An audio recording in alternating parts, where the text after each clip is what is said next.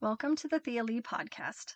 It is January 27th, 2026, and we are on day 27 of reading through the Bible. So today we come back to Job, and this is going to be Job's last long speech today. He starts out talking about his anguish. He starts talking about this group of people that he says are not even worthy to run with his sheepdogs. It's a group of outcast people that live in the desert and they are gaunt with hunger. They go to desolate and gloomy wastelands. They're like animals howling among the bushes, huddled together beneath the nettles. They are nameless fools, outcast by society. But now they're mocking him. They sing songs at him. They despise him and won't come near him except to spit in his face. So he talks about how they're opposing him to his face and they're laying traps for him in the road. And they know that Job doesn't have anyone to help him. And so they're coming from all directions to jump on him when he's down. And he lives in terror now. He talks about how he's depressed and he feels his life slipping away. His bones are filled with pain that gnaws at him all night. He knows that God has thrown him down. He cries out to the Lord, but God doesn't answer. He says that God is now becoming cruel towards him and using his power to persecute him. Surely no one would turn against the needy when they cry out for help. So now he's saying, are these the things that I'm doing?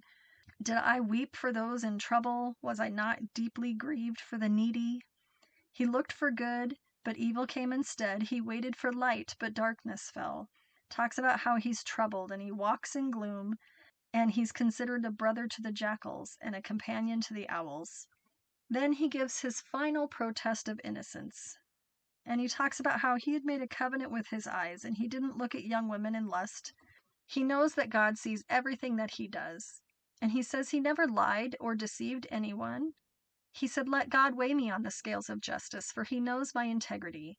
If he had strayed from his pathway, or his heart had lusted for anyone else, then he would say they could take his own wife. He said that lust is a shameful thing, a crime that should be punished. It's a fire that burns all the way to hell. It would wipe out everything he owned. He said if he had been unfair to his servants, how could he face God? What could he say when he questioned me? For God created both him and his servants alike.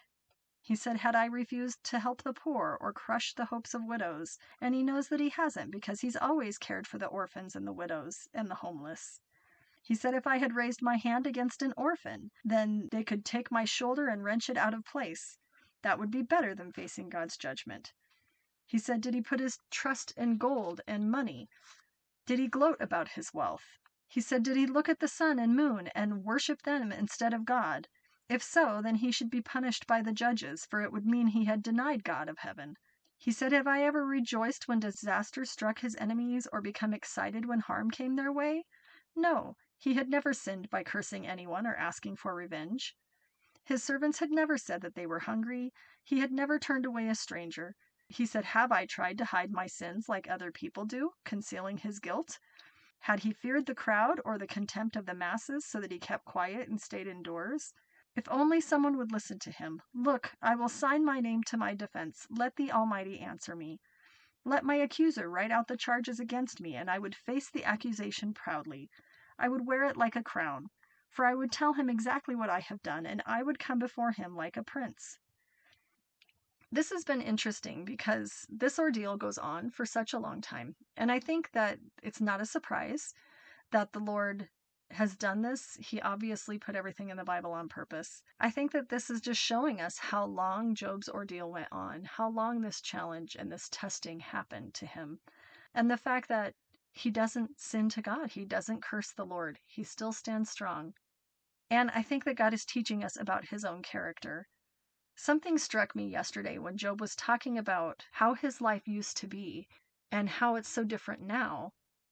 And he's still the same man. He still has the same thoughts and the same wisdom and the same knowledge.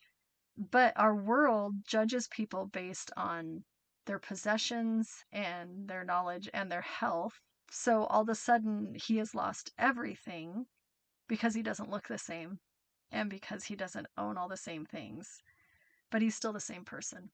So maybe we should be less quick to judge people based on how they look or what they own.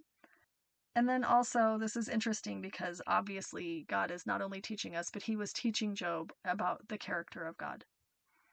Thanks for listening. We'll talk again tomorrow.